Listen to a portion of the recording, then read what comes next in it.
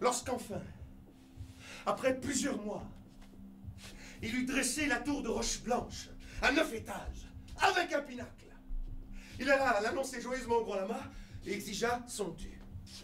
Marpa se rua sur lui, lui arracha les cheveux, lui administra gifle sur gifle, l'envoya cogner contre les murs. Sans avoir eu le temps de réagir, Milarepa se retrouvait en sang, tuméfié, à terre, avec, menaçant au-dessus de lui, un homme qui guettait le moindre mouvement de vie de ses paupières pour lui redonner un coup. Tu n'es qu'un imbécile, Milarepa! Le plus grand sot qui se soit jamais ici jusqu'à ce monastère. Mais tu comprends donc rien.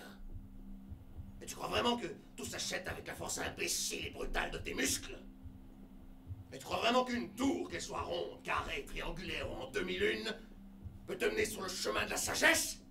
Bon, tu as la tête plus dure que n'importe quelle pierre du chemin. Là-dessus, pris de rage, il recommença à le frapper. Les moines durent intervenir pour arracher Milarepa au cou du grand lama.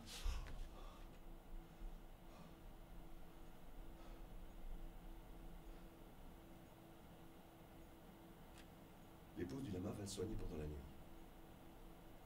Bizarre, dit-elle.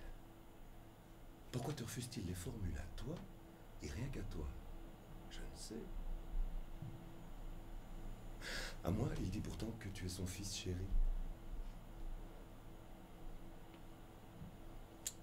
Peut-être veut-il que tu lui fasses des présents, comme le ferait n'importe qui. Je te donne quelques-uns de mes biens. Une livre de beurre, cette marmite de cuivre et surtout, cette émeraude dont on m'a dit qu'elle avait une grande valeur.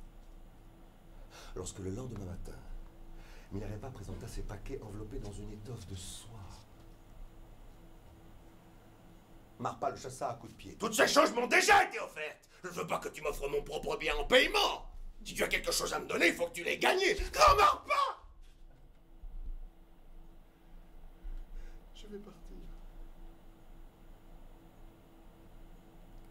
Au lieu de la doctrine, je n'ai reçu que des insultes, des coups, un épuisement total de mes forces.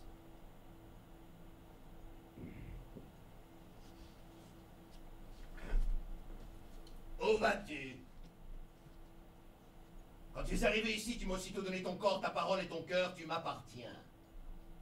Je pourrais te couper corps, parole et cœur en 100 morceaux, tu es à moi par serment.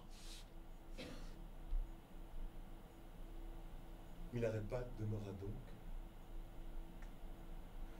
et il se dit qu'il ne parviendrait jamais à atteindre la voie du Bouddha dans cette vie. J'aime beaucoup cette partie de l'histoire. Enfin, Svastika l'aime beaucoup. Mais moi aussi. Rien de plus déprimant que les scélérats qui se convertissent et réussissent dans le bien aussi facilement que dans le mal. Les athlètes de la sainteté me dépriment. Au fait, oui, je dis au fait, mais ça n'a aucun rapport. La femme évasive a disparu un jour. Peut-être s'est-elle évanouie avec son nuage de fumée. Je ne fus pas vraiment triste, non. Mais je me mis en colère lorsque le garçon prétendit qu'il n'y avait jamais eu de femme évasive perdue dans la fumée de sa cigarette sur la banquette du fond. J'ai pas bien pris. Parce que je pensais que la mémoire et le sens de l'observation faisaient partie des caractéristiques professionnelles d'un bon garçon de café. Quant à mon vieil ami à la pipe sceptique, il prétendit naturellement lui aussi qu'elle n'avait jamais existé. C'était une illusion. C'était évidemment une illusion. Sans doute, lui répondis-je. Mais la différence entre toi et moi, c'est que moi, je vois les illusions.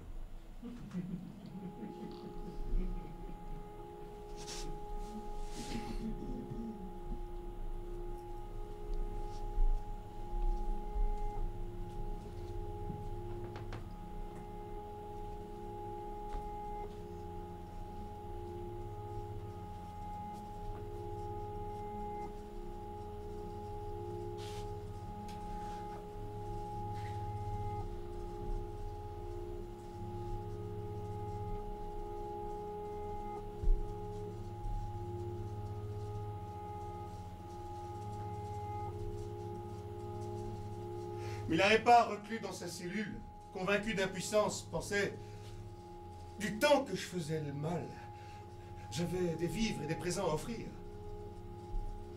Au moment de pratiquer la religion, je ne possède plus aucun bien.